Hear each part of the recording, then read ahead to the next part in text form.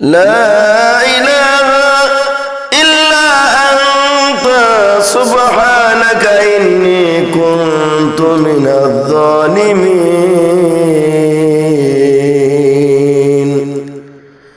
হযরত ইউনূস আলাইহিস সালাতু ওয়াস সালাম যখন নৌকার ভিতরে মুসিবতে পড়লেন, মুসিবতে পড়ার পরে এমন অবস্থা হলো নৌকা তুফান শুরু হয়ে গেল। নৌকার ভিতরে তুফান শুরু হয়ে গেল। এর ভিতরে পড়ল কে? কোন পাপী মানুষ যদি এর ভিতরে কেউ থাকো তাহলে তাকে নৌকার থেকে না সরা পর্যন্ত এই নৌকার তুফান যাবে না। এরপরে সিদ্ধান্ত হলো, হযরত ইউনূস আলাইহিস সালাম বলল, দেখো আমাকে যদি নৌকার থেকে তোমরা ফেলে দাও তাহলে হয়তোবা তোমরা বিপদ থেকে মুক্ত হবে। এরপরে ইউনূস আলাইহিস সালামকে যখন নৌকার ভিতর থেকে ফেলে দেওয়া হলো, হযরত ইউনূস আলাইহিস সালাম নৌকার ভিতর থেকে ফেলে দেওয়ার সঙ্গে সঙ্গে একটি মাছে গ্রাস করলো। ইউনূস আলাইহিস সালাম সমুদ্রের ভিতরে মাছের পেটের ভিতরে চলে যায়। মাছের পেটের ভিতরে যাওয়ার পরে সামান্য একটু ভুলের কারণে হযরত ইউনূস আলাইহিস সালাম বুঝতে পারলেন।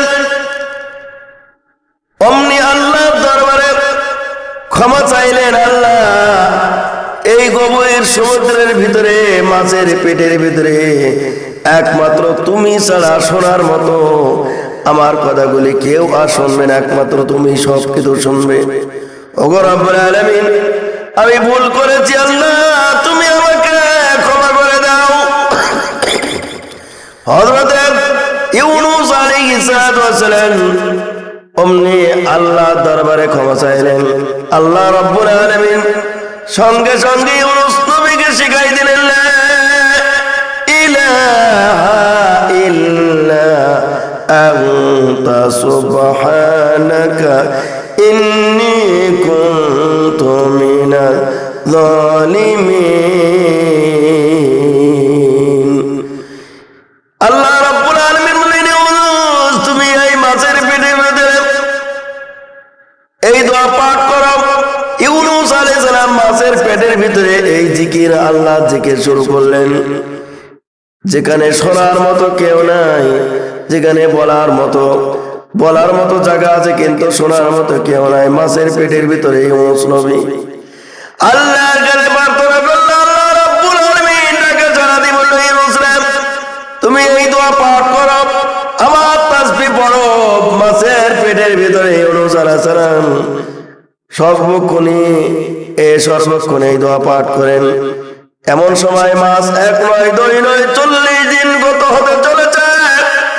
মাছ আল্লাহ দরবারে ফরিয়াদ জানায়, রব্বুল আলামিন জীবনে কত কিছু গ্রাস করলেন কিন্তু আমার তো কোনো সমস্যা হলো না, কোনো হজম শক্তির কোনো কষ্ট হলো না। ওগো রব্বুল আলামিন, আল্লাহ কোন প্রাণী খেলাম, আল্লাহ কোন মাখলুক খেলাম আজকে আমি হজম করতে পারছি না। আল্লাহ দরবারে তুমি মাছ আল্লাহ দরবারে ফরিয়াদ জানালেন। রব্বুল আলামিন বললেন, মাছ রে তুই 1 নয় 2 নয় 40 দিন কেন, এরকম 640 দিন যদি চলে যায় তারপরও তুই হজম করতে পারবি না, কারণ ক্ষমতা নাই।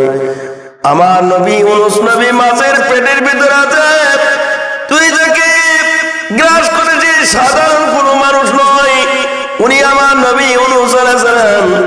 মাছের পেটের ভিতরে, তোর পেটের ভিতরে আল্লাহ তাসবিহ পড়ছে, আমার জিকির করছে, সুতরাং তুই যতই চেষ্টা করিস না কেন তাকে গ্রাস করতে পারবি না, হজম করতে পারবি না। মাছ এমন অবস্থা হয়ে যায়, মাছের ভিতরে যখন আর থাকতে পারে না, মাছ আল্লাহ দরবারে ফরিয়াদ জানালো, রব্বুল আলামিন আমি কি করতে পারি? আল্লাহ রব্বুল আলামিন মাছকে বলেন, মাছ রে ইউনূস আলাইহিস সালামকে তুই এক কিনারায় তুই উগলাই দে। অমনি ডাঙায় এসে এক কিনারায় মাছ ইউনূস আলাইহিস সালামকে উগলাই দিলেন। সুবহানাল্লাহ।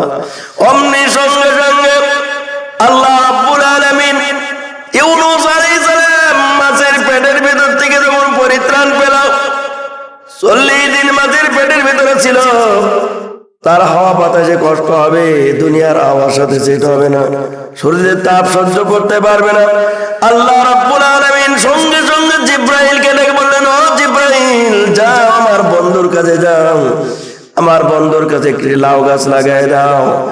লাউ গাছ লাগাই দেওয়ার সঙ্গে সঙ্গে অমনি লাউ গাছ হয়ে গেল।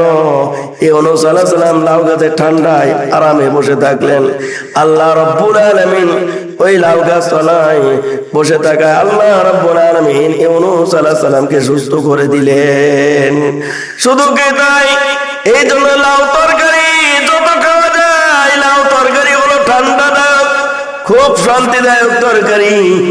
লাউ তরকারি বেশি বেশি করে খেতে হবে, কারণ হলো এই লাউ গাছ আল্লাহ রাব্বুল আলামিন ইউনূস আলাইহিস সালামের সময় এই লাউ গাছকে আল্লাহ রাব্বুল আলামিন দুনিয়ায় পাঠিয়েছেন। সেই যে লাউ গাছ পাঠানো হলো, আজ পর্যন্ত পৃথিবীর মানুষ এই লাউগুলি খায়। একেবারে খুব সুন্দর তরকারি, মানসম্মত তরকারি। আল্লাহ রাব্বুল আলামিন ইউনূস আলাইহিস সালামের কারণে এই নিয়ামত আল্লাহ রাব্বুল আলামিন আমাদেরকে দিয়েছেন।